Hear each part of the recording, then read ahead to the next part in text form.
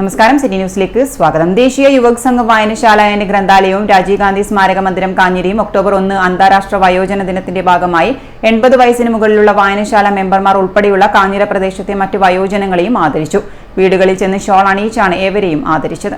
രാവിലെ ഗാന്ധി ജയന്തി ദിനത്തോടനുബന്ധിച്ച് ഗാന്ധിജിയുടെ ഛായാചിത്രത്തിൽ പുഷ്പാർച്ചന അർപ്പിച്ച ശേഷം ഗാന്ധിജി അനുസ്മരണവും തുടർന്ന് 2 സീനിയർ മെമ്പർമാരായ CK പുരുഷോത്തമൻ, N ചന്ദ്രമതി എന്നിവരെ വായനശാലയിൽ വെച്ച് ഷോൾ അണിയിച്ച് ആദരിച്ചതിന് ശേഷമാണ് പ്രദേശത്തെ 30ഓളം വരുന്ന വയോജനങ്ങളെ വീടുകളിൽ ചെന്ന് ആദരിച്ചത്. വായനശാല പ്രവർത്തകരായ Sumesh CM, Rajesh P, Krishnakumar KV, Sreelesh Srinivasan, Jisha K, Shailaja TV, Sahadiya, Thottada division councillor Bijoy Thayyil, Rajiv Gandhi സ്മാരക മന്ദിരം പ്രവർത്തകരായ K Lakshmanan, Kannoth Mohanan, K Mukesh master, OP Thilakan, PK Prakashan, Yamuna Ramakrishnan തുടങ്ങിയവർ പരിപാടികൾക്ക് നേതൃത്വം നൽകി.